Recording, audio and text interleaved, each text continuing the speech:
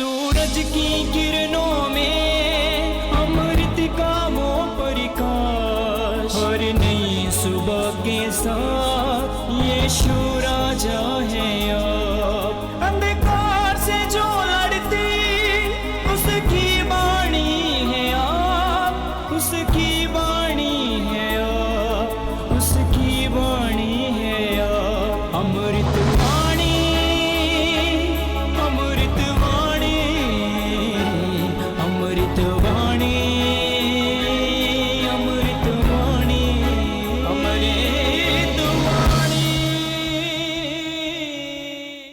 पहला पाठ नबी मीका का ग्रंथ अध्याय 7 पद संख्या 14 से 15 और 18 से 20 तक। तू अपना डंडा लेकर अपनी प्रजा, अपनी विरासत की भेड़ें चराने की कृपा कर। वे जंगल और बंजर भूमि में अकेली ही पड़ी हुई है। प्राचीन काल की तरह उन्हें बाशन तथा गिलियाद में चरने दे। जिन दिनों तू हमें मिस्र से निकाल लाया, उन्हीं दिनों की तरह हमें चमत्कार दिखा।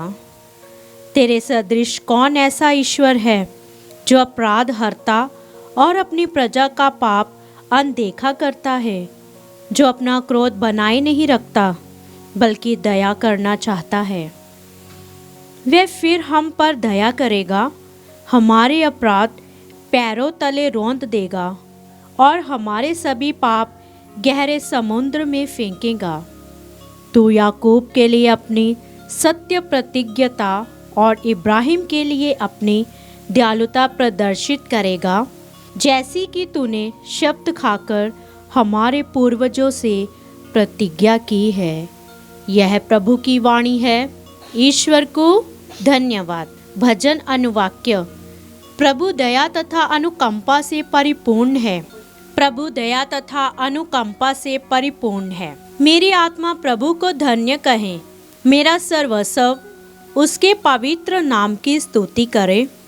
मेरी आत्मा प्रभु को धन्य कहे और उसके सब वरदानों को कभी नहीं भुलाए। अनुवाक्य। प्रभु दया तथा अनुकंपा से परिपूर्ण है। वह मेरे सब अपराध क्षमा करता और मेरी सारी कमजोरी दूर करता है। वह मुझे सर्वनाश से बचाता और प्रेम तथा अनुकंपा से मुझे संभालता है। अनुवाक्य। प्रभु दया तथा अनुकंपा से परिपूर्ण है। उसका क्रोध समाप्त हो जाता और सदा के लिए नहीं बना रहता है। वह ना तो हमारे पापों के अनुसार हमारे साथ व्यवहार करता और ना हमारे अपराधों के अनुसार हमें दंड देता है। अनुवाक्य। प्रभु दया तथा अनुकंपा से परिपूर्ण है। आकाश पृथ्वी के ऊपर जितना ऊंचा है उतना महान है। अपने भक्तों के लिए प्रभु का प्रेम पूर्व पश्चिम से जितना दूर है, प्रभु हमारे पापों को हमसे उतना दूर कर देता है। अनुवाक्य। प्रभु दया तथा अनुकंपा से परिपूर्ण है। जय घोष। मैं उठकर अपने पिता के घर जाऊंगा और उनसे कहूंगा, पिताजी, मैंने स्वर्ग के विरुद्ध और आपके प्रति पाप किया है। संत लूकस के अनुसार पवित्र सुसमाचार अध्याय 15 पद संख्या 1 से 3, 11 से 32 तक। यीशु का उपदेश सुनने के लिए नाकेदार और पापी उनके पास आया करते थे।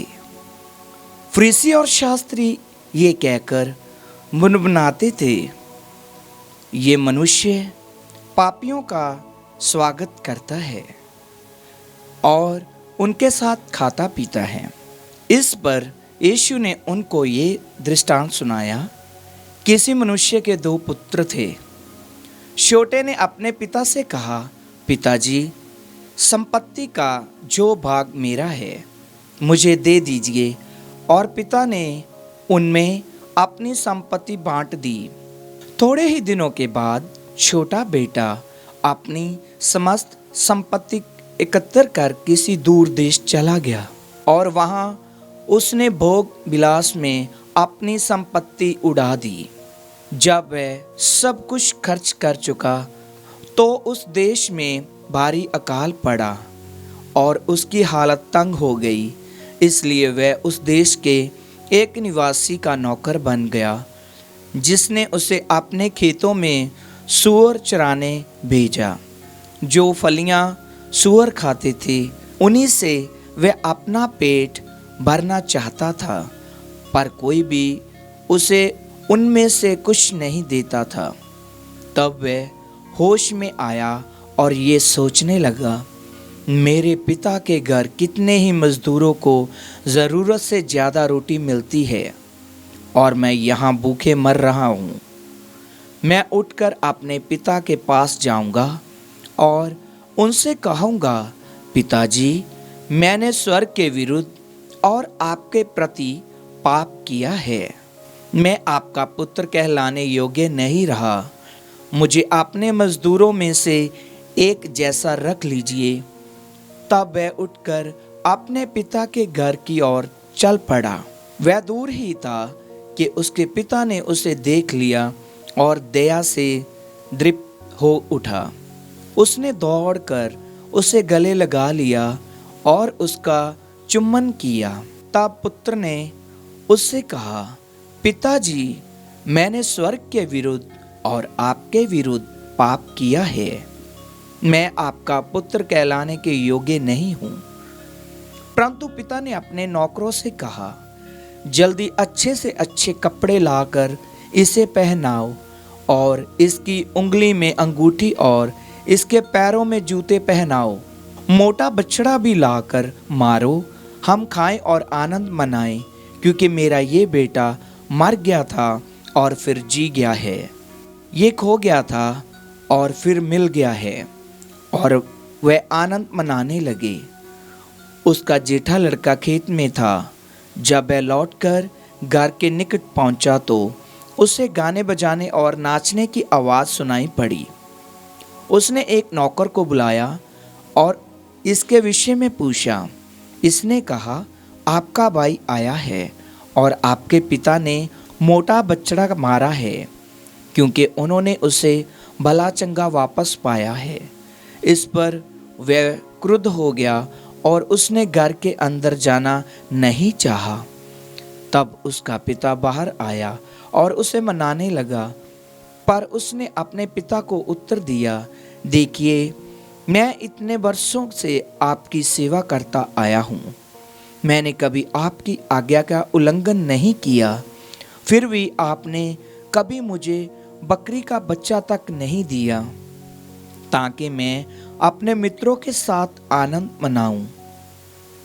पर जैसे ही आपका ये बेटा आया, जिसने वेश्याओं के पीछे आपकी संपत्ति उड़ा दी है, आपने इसके लिए मोटा बछड़ा मार डाला है। इस पर पिता ने उससे कहा, बेटा, तुम तो सदा मेरे साथ रहते हो और जो कुछ मेरा है वह तुम्हारा है, परंतु आनंद मनाना और उल्लसित होना उचित ही था, क्योंकि तुम्हारा ये भाई मर गया था और फिर जी गया है, ये खो गया था और फिर मिल गया है। प्रभु का सुसमाचार। ख्रीस्त की जय।